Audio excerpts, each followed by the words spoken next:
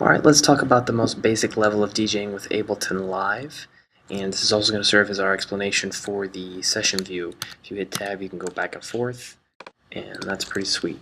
Alright, now I just drag these in from the file browser, and when we hit this button, it's going to play the clip. Cool, whatever tempo we're at, because it's been warped. You can see that this is yellow, and so that's a good sign. And then we've got this clip, which we can also play.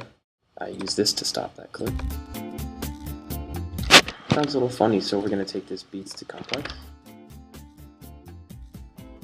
Sounds much better. Now this is suggested. So this clip is actually at 160 BPM, which is why it sounded weird. This one's at 100 BPM, which is much closer, which is why this one sounded better.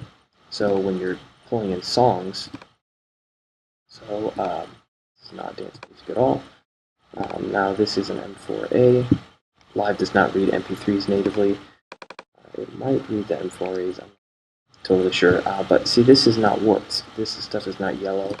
So you actually have to go through and warp all of your songs. Now warping is kind of a process.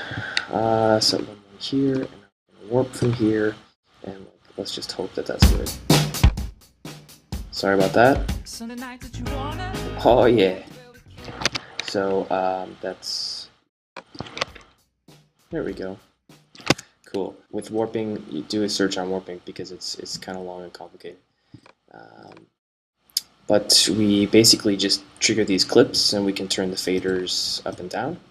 We can use a crossfader here, so let's put this guy on A, this guy on B, this guy on A. And so now when we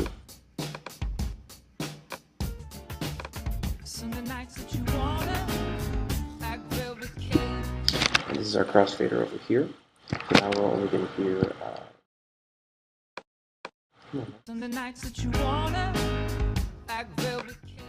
so anything that's on A, and so let's play B, and we can switch between.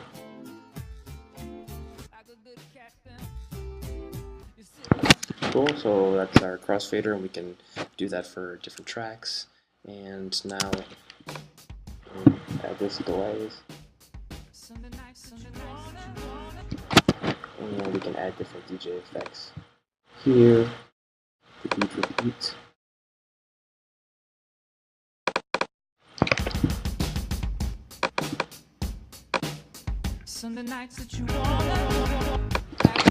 Yeah. Or maybe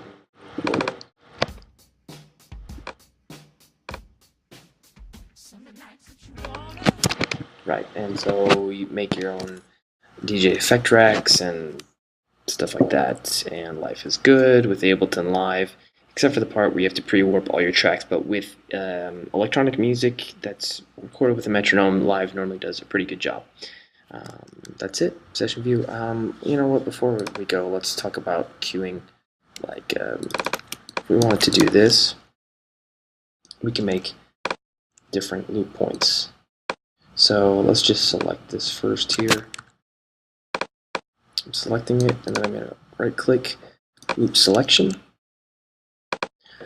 This. Now I'm going to copy this, and I'm going to loop the next selection. And so this would just loop.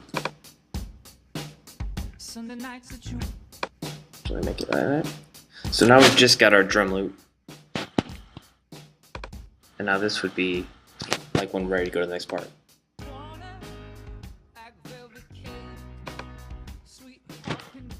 Now notice these clips fire like on the beat, and they're tied to this.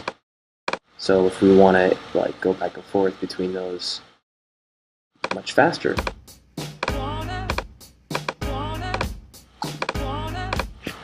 we can do that.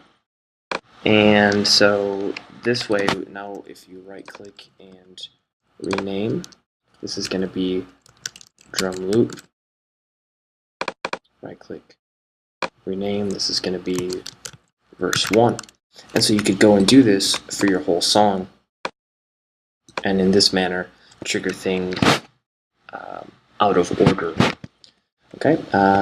The other thing is this is going to trigger a full scene.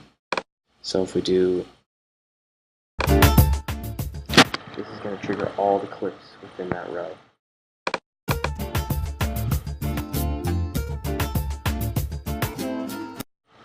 Cool. Now that didn't loop, so let's turn loop on. Trigger. Loop is right there, and it's defined by this bracket. And, that's about all I can think of. MIDI mapping. If you go to this button here that says MIDI, these buttons appear, and so you can use your MIDI controller to go up and down like this with your MIDI controller. Okay, and also firing your scene. So normally you do that with your keyboard, but if you use these guys, you can do it with your MIDI controller. All right.